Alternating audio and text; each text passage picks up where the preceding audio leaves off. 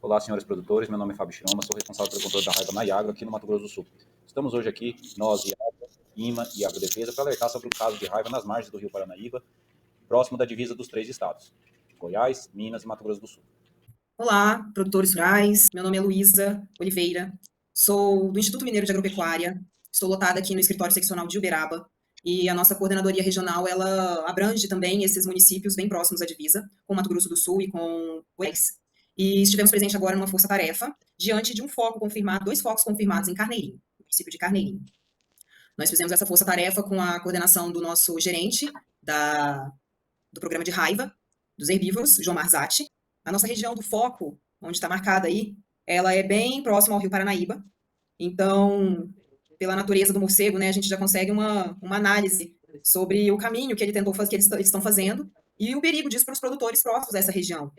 Nós, durante as investigações, encontramos um foco acima do rio, acima do foco, nessa região de floresta, bem beira-rio. E durante a nossa ação também, descendo esse rio, Fábio, bem esse riozinho do local da cisterna, o de cima, desce esse riozinho. Bem no fim desse rio, ainda durante a nossa ação, nós também fizemos a coleta de uma vaca.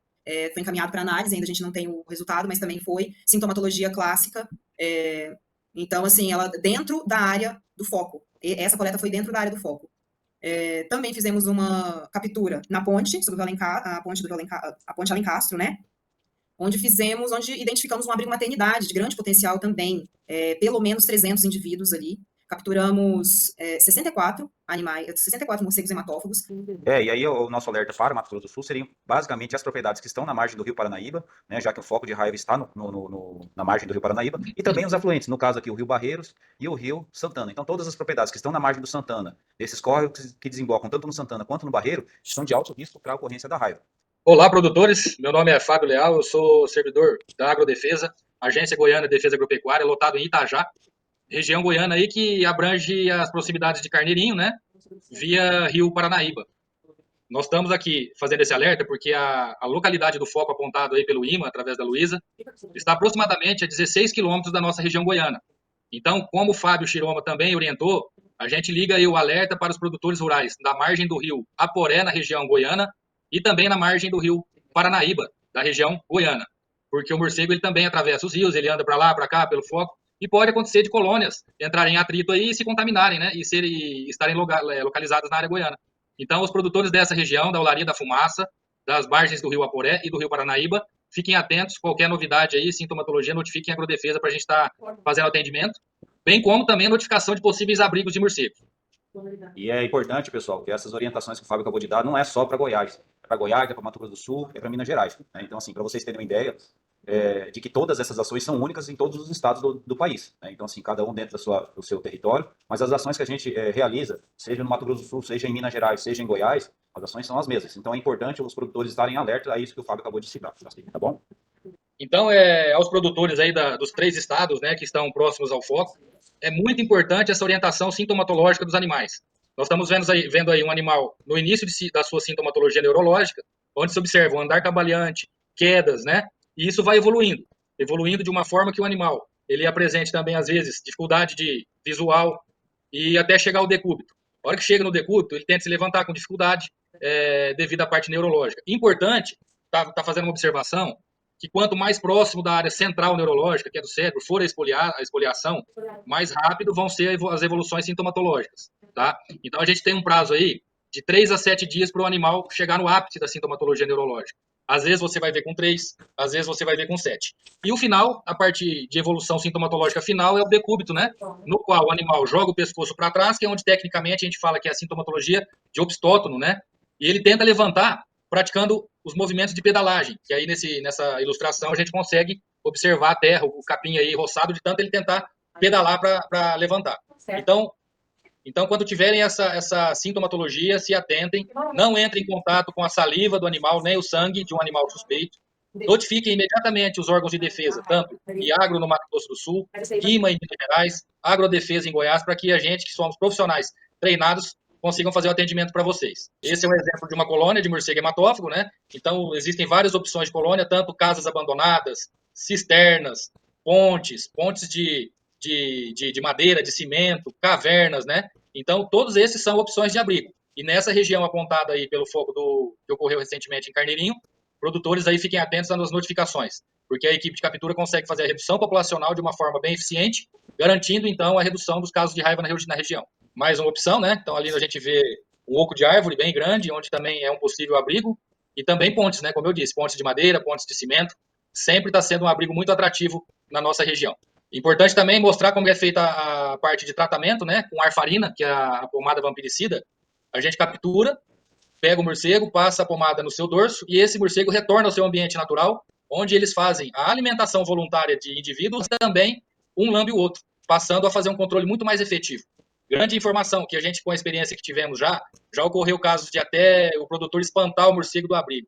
Isso aí só vai piorar a situação, porque o foco que estava localizado vai ser esparramado e o serviço de defesa fica sem norteamento de ação. Então é melhor você saber onde está o seu inimigo do que você esparramar ele. Contem sempre com o apoio das agências de defesa agropecuária do seu estado. Então, senhores produtores, quanto à prevenção, é tudo aquilo que já foi falado, tanto pela doutora Luísa quanto pelo doutor Fábio, né? Então, assim, é importante, os produtores rurais, né, nessas regiões que nós falamos, quanto à vacinação, aquelas propriedades que ainda não vacinam contra a raiva ou não vacinaram contra a raiva do seu rebanho no último ano, nos últimos 12 meses, que faça a vacinação do seu rebanho como forma de reforço. Para aquelas propriedades que nunca vacinaram, ou os animais jovens, animais de compras, que não se tem o histórico de vacinação, é importante fazer-se a primeira dose e 20 a 30 dias fazer a dose de reforço, tá certo? E reforça também, não é somente bovinos, a raiva ela comete bovinos, ovinos, caprinos, equinos, tá certo? E a forma complementar para evitar que a doença se espalhe, como já bem dito tanto pela doutora Luísa quanto pelo doutor Fábio, é a questão do controle dos morcegos, né? Mas aí é uma ação que nós, órgãos de defesa, dependemos de vocês, produtores rurais ou moradores da região, para nos mostrar esses possíveis abrigos e aí sim a gente realizar a vistoria e o controle dos morcegos vampiros, tá certo?